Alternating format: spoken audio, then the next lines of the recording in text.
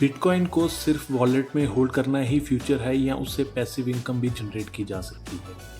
अगर आप bitcoin holder हो या डेफी इकोसिस्टम को क्लोजली फॉलो करते हो तो आज का प्रोजेक्ट आपके लिए काफ़ी इंटरेस्टिंग हो सकता है। वेलकम बैक दोस्तों, मैं हूं क्रिप्टो मानिक और आज हमारी 100 कॉइन रिव्यूज इन 100 डे सीरीज का थर्ड डे में हम रिव्यू करने जा रहे हैं लोरेंजो प्रोटोकॉल, जिसका टोकन है बैंक।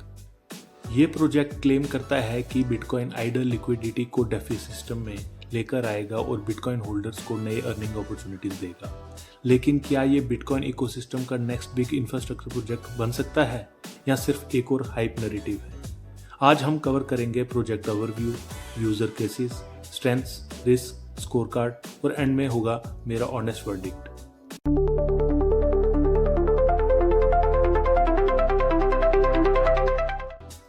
सबसे पहले बेसिक डिटेल्स। लोरेंजो प्रोटोकॉल यानी कि बैंक एक रिलेटिवली न्यू क्रिप्टो प्रोजेक्ट है जो बिटकॉइन इकोसिस्टम के लिए इंफ्रास्ट्रक्चर बिल्ड कर रहा है। इसका मेन फोकस है bitcoin liquidity layer. Simple language में समझो, आज भी बिलियंस ऑफ डॉलर्स का बिटकॉइन वॉलेट्स में पड़ा हुआ है जो कोई रिटर्न जनरेट नहीं करता। लोरेंजो प्रोटोकॉल का एम है उस बिटकॉइन को डेफी इकोसिस्टम के थ्रू प्रोडक्टिव बनाना। मतलब बिटकॉइन होल्डर्स बिना अपना बीटीसी परमानेंट सेल किए लेंडिंग, स्टेकिंग और यील्डिंग अपॉर्चुनिटीज का बेनिफिट ले सकते हैं। अगर बिटकॉइन डेफी सेक्टर फ्यूचर में ग्रो करता है तो लोरेंजो प्रोटोकॉल उस ग्रोथ का इंपॉर्टेंट पार्ट बन सकता है। अब बात करते हैं टोकन सप्लाई की। क्रिप्टो इन्वेस्टमेंट में सिर्फ अच्छा प्रोजेक्ट देखना एनफ नहीं होता, हमेशा चेक करें circulating supply, maximum supply, future token unlocks, wasting schedule.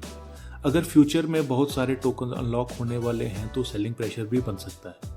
इसलिए बैंक टोकन में इन्वेस्ट करने से पहले टोकनॉमिक्स जरूर चेक करें।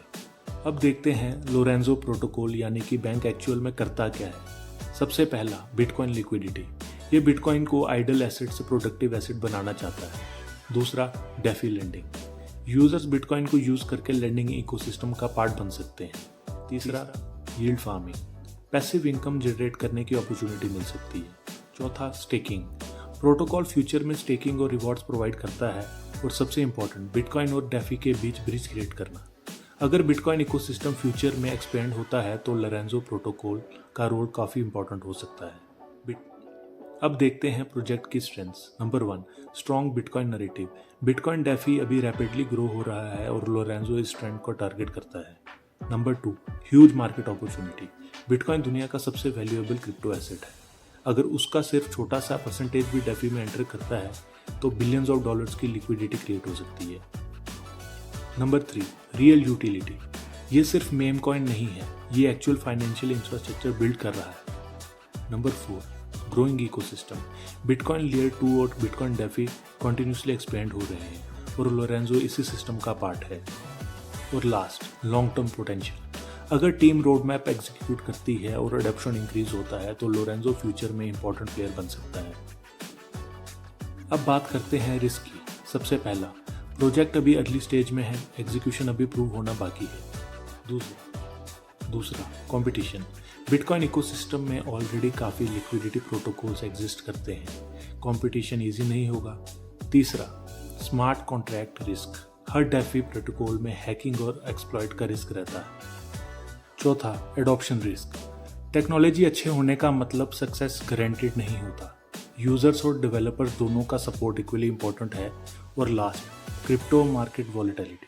मार्केट अगर बेरिश हुआ तो अच्छे प्रोजेक्ट्स भी हैविली करेक्ट कर सकते हैं। ये प्रोजेक्ट किन लोगों के लिए सूटेबल हो सकता है?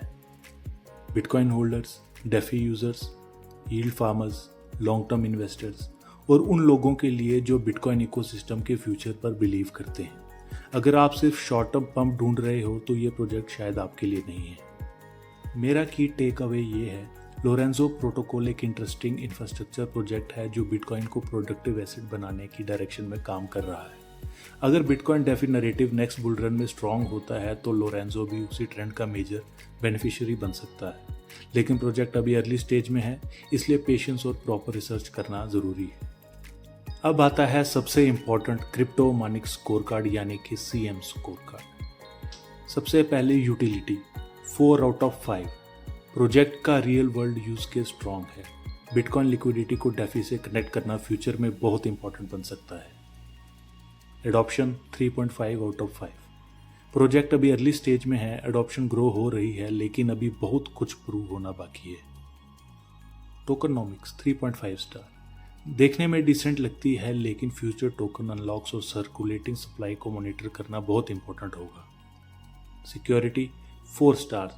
बिटकॉइन इकोसिस्टम और सिक्योरिटी अप्रोच पॉजिटिव है लेकिन डेफी होने की वजह से स्मार्ट कॉन्ट्रैक्ट रिस्क को इग्नोर नहीं किया जा सकता।